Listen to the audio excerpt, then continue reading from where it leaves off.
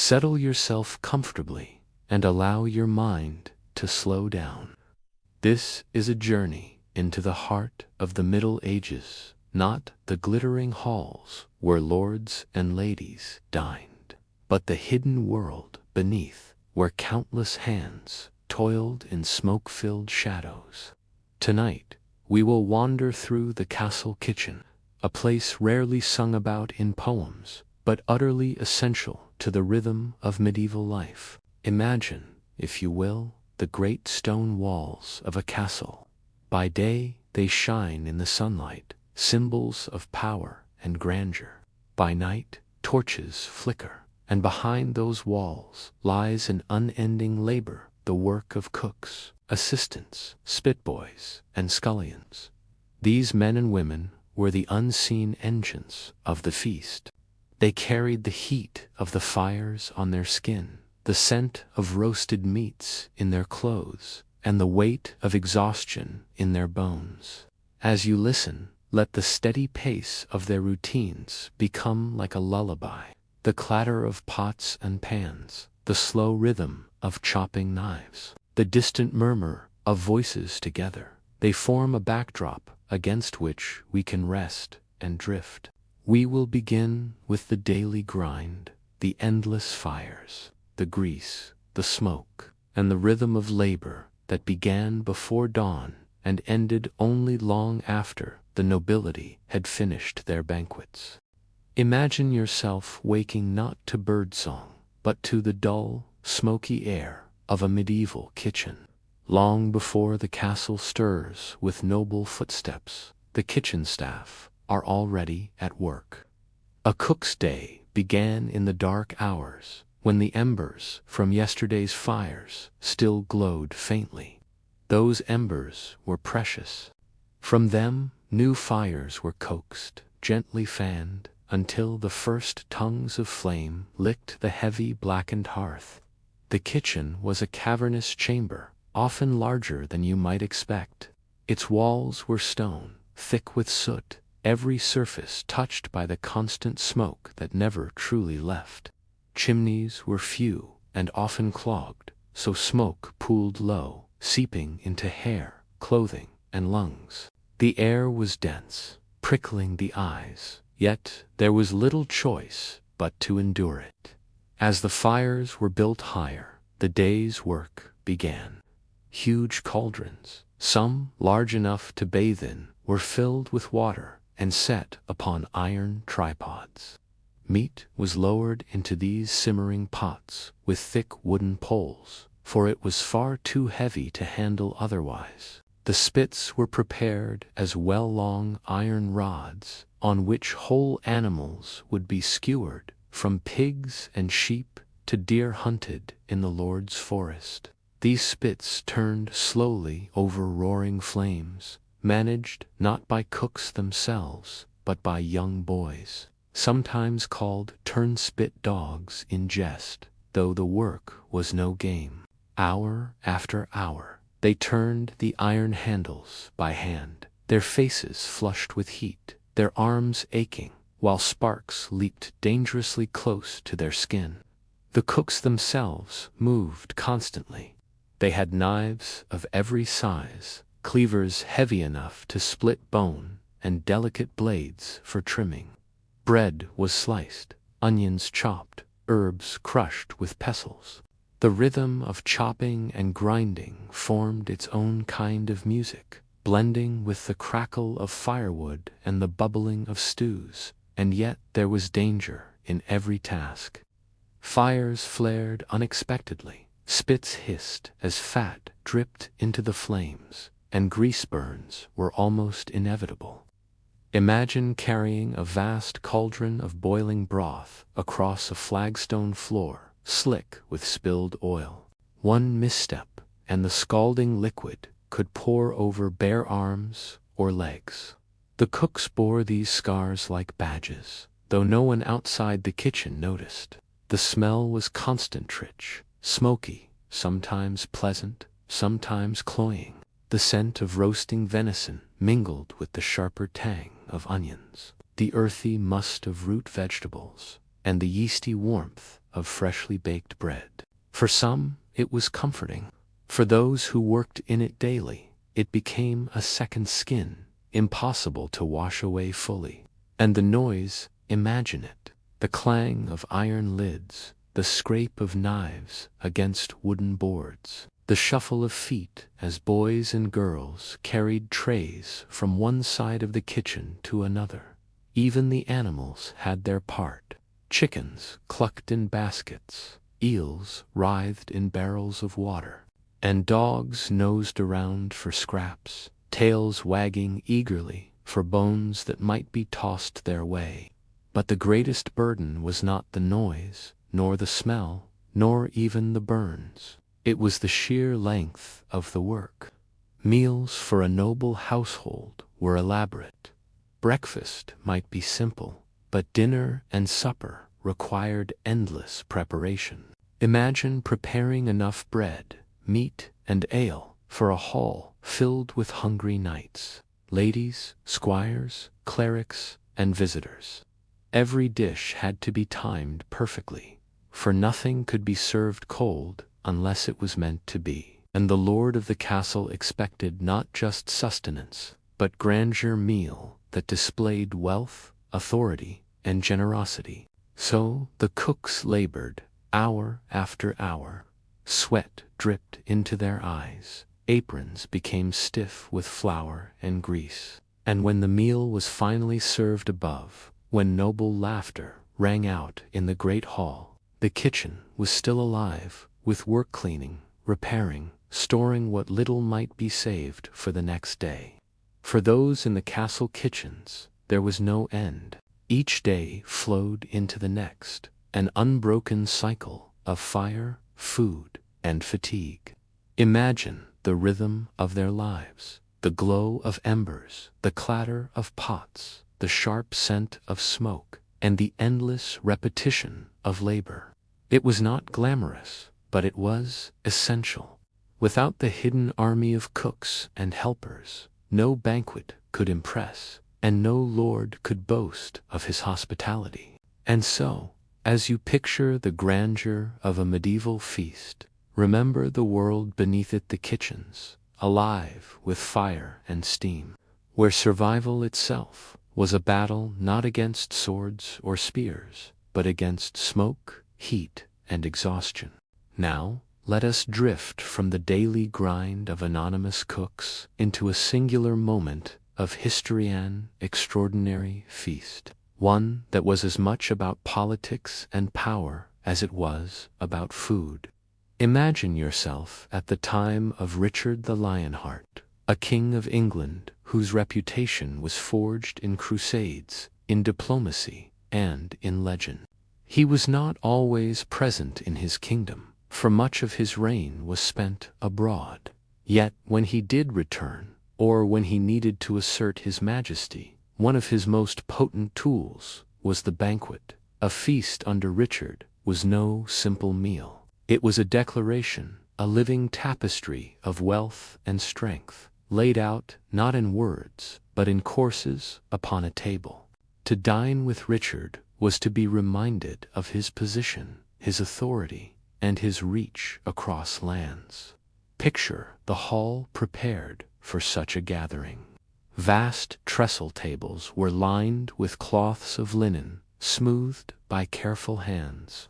The high table, raised above the others, bore rich hangings, sometimes embroidered with golden threads.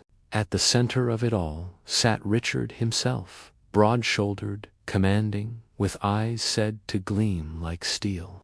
Around him were barons, knights, bishops, envoys, and visitors from far beyond England. Each guest was part of a theater, and the stage was set by the kitchens. From those smoky chambers below, an army of servants carried dishes upwards. First came the bread trenchers, thick slabs that doubled as plates, then meats of every kind, roasted until their skins crackled. Swan, peacock, venison, and beef. The more exotic the dish, the greater the statement. Spices from the east, cinnamon, cloves, pepper were sprinkled generously. not simply for taste, but to demonstrate the reach of Richard's alliances and the wealth of his coffers. The feast unfolded in courses, each more elaborate than the last.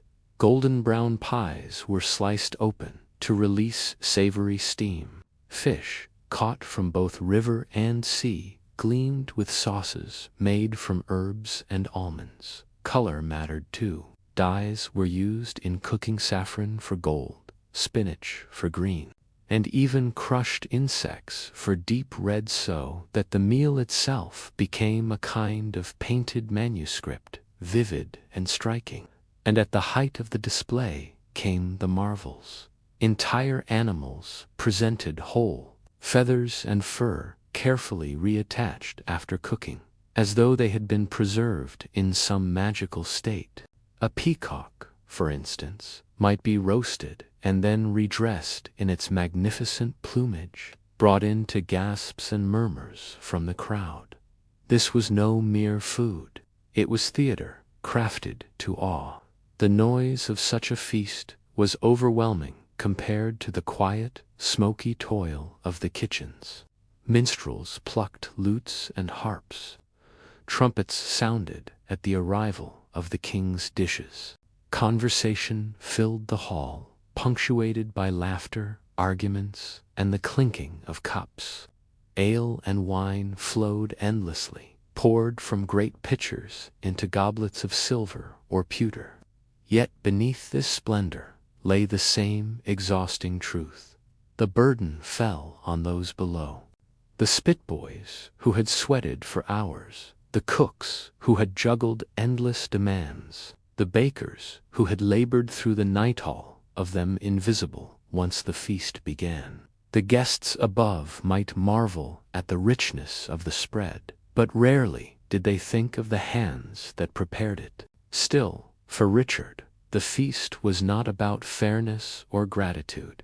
It was a weapon, wielded without blade or bow. To a visiting noble, a feast of such magnitude was a reminder. Here is a king whose wealth can summon spices from across the seas, whose servants can conjure marvels from fire and smoke, whose power extends into every dish placed before you.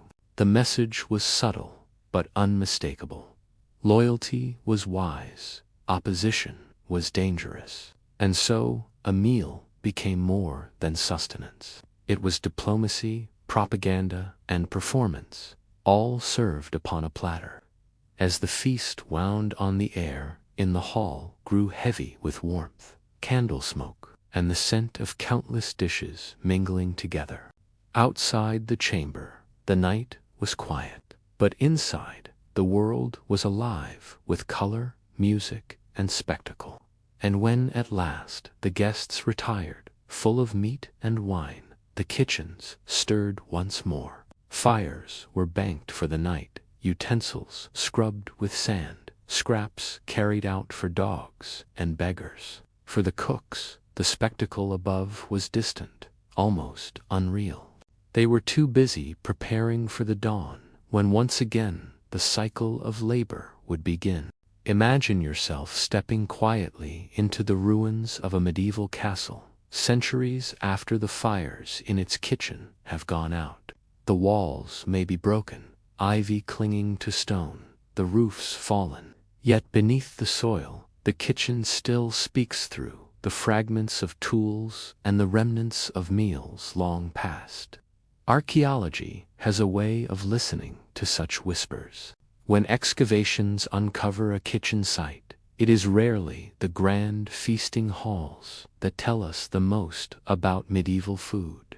It is the humble objects, the worn knives, the cracked pottery, the blackened hearthstones that paint the clearest picture. Consider the pots. Heavy, round-bellied cauldrons, often made of iron or thick clay, have been found across Europe. Their surfaces are marked with soot, their undersides scarred by the relentless heat of open fires. In some, faint traces of food residues remain, bits of charred grain, the faint ghost of a stew that once simmered for hours.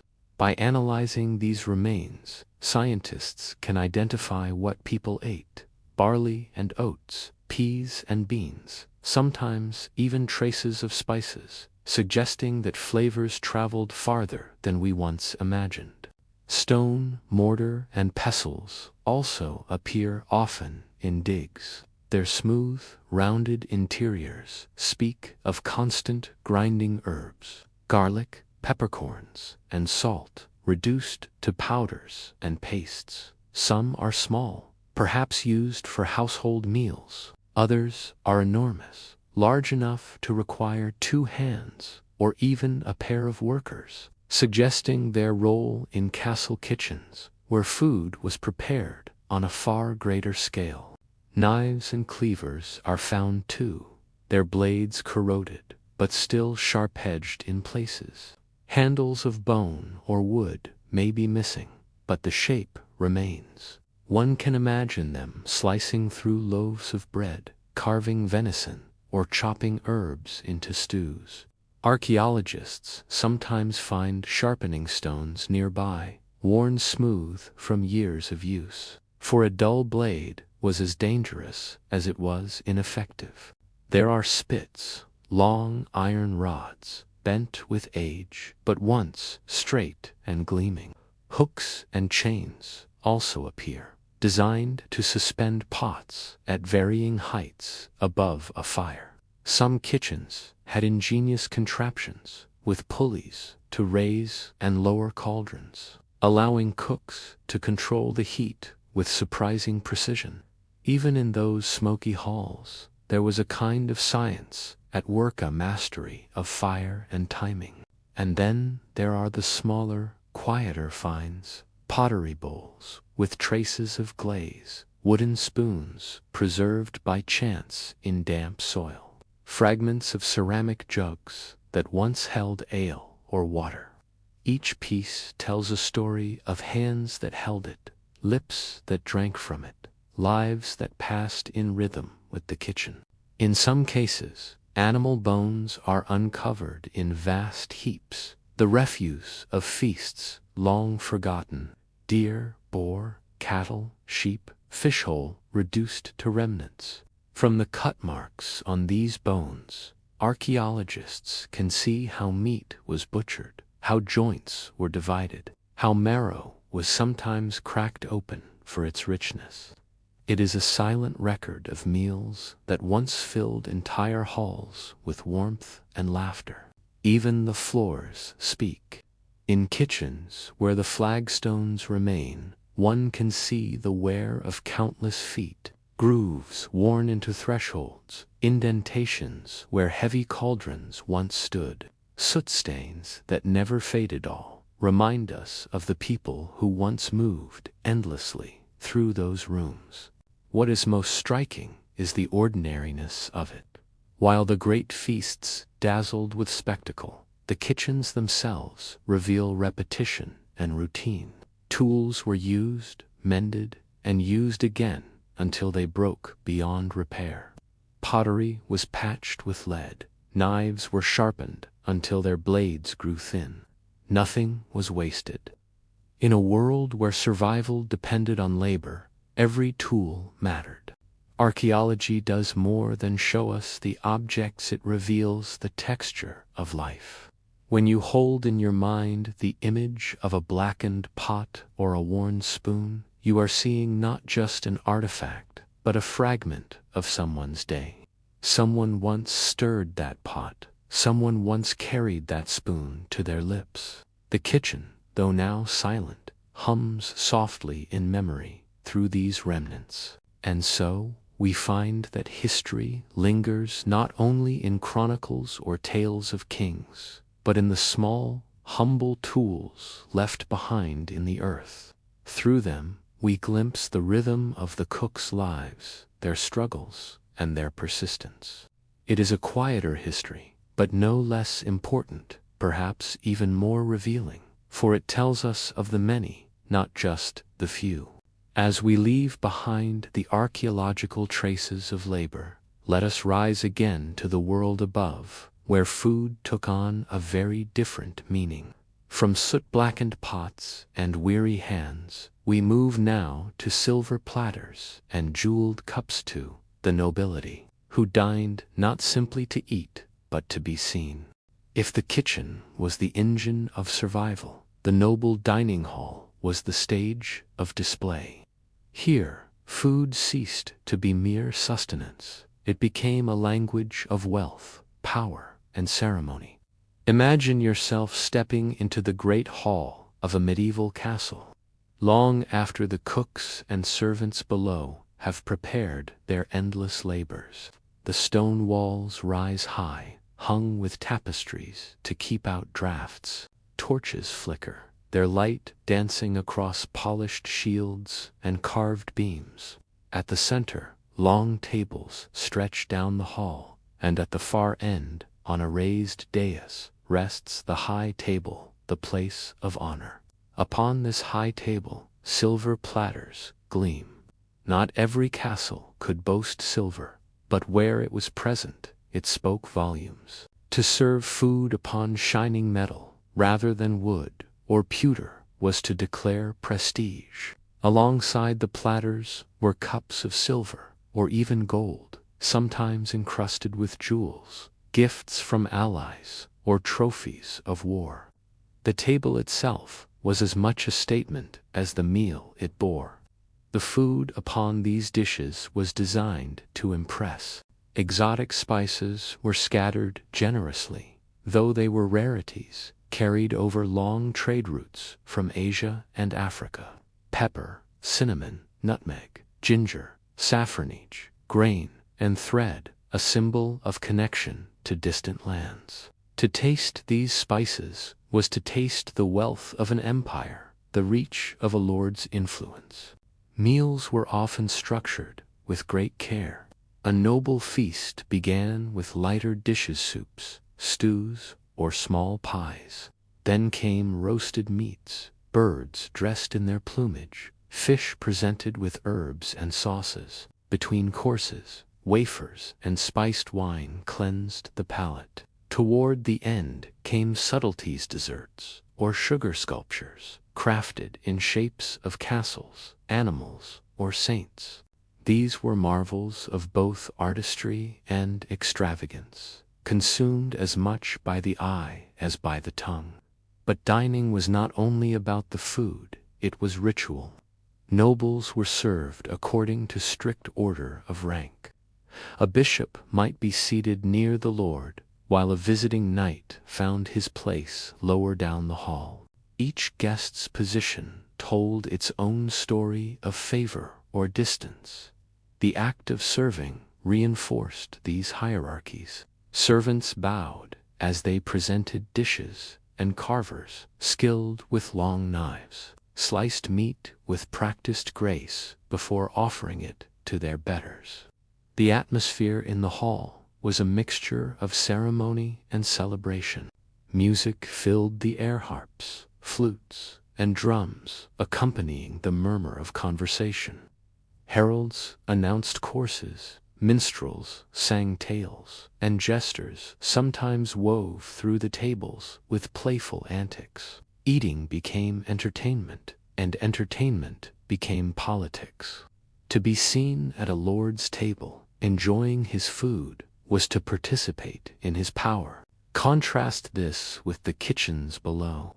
There, sweat dripped into the fire, and smoke blackened the ceiling. Here, wine sparkled in goblets, and laughter rose above the music. The same roasted deer that had turned for hours on the spit now appeared dressed upon a platter, surrounded by herbs and spices, admired more for its presentation than for its flavor. For the nobility, meals were not rushed. They stretched across hours, each course carefully timed. Between dishes, conversations deepened, alliances were formed, marriages hinted at, disputes softened or hardened depending on the wine. In many ways, the dining hall was a political chamber disguised as a celebration. Decisions were made over roasted swan as surely as they were in private councils. And yet, Even in this splendor, the reality of life crept in. Candles dripped wax onto the linen, dogs prowled under the tables for scraps, and servants moved constantly, carrying away bones and refilling cups. Behind the glitter of ceremony was still labor, unending and often invisible. For those who dined, however, the memory would be one of richness. Silver platters shining in the firelight, spices tingling upon the tongue, music soft in the background, and the comfort of being part of a world that seemed for a few hours secure and grand. As the feast wound down, hands were washed in basins of scented water, prayers were murmured, and candles burned low. Nobles withdrew to chambers warmed with tapestries and furs, while the kitchens below braced themselves for cleaning and preparation. And so the cycle was complete. Toil below, splendor above, both worlds bound together, one feeding the other, inseparable despite their contrasts. Now, as you lie here listening, let your mind drift back from the smoke-filled kitchens and the glittering halls. The fires of those days are long extinguished. The silver has tarnished, the spices consumed, the voices faded into silence. But their rhythms remain. The endless labor of the cooks, the theater of the feast, the quiet testimony of tools unearthed, and the ritual of noble dining all remind us that history is not only battles and kings, but the simple act of preparing and sharing food. Tonight, you need not face smoke or sweat. You need not lift heavy cauldrons or endure endless hours of labor. Instead, you can rest in comfort, knowing that the stories of the past live quietly in memory while you drift gently into sleep. Close your eyes, let the images soften, and imagine the embers cooling in a long-forgotten hearth. The day's work is done, the hall is silent, and the castle dreams as you dream.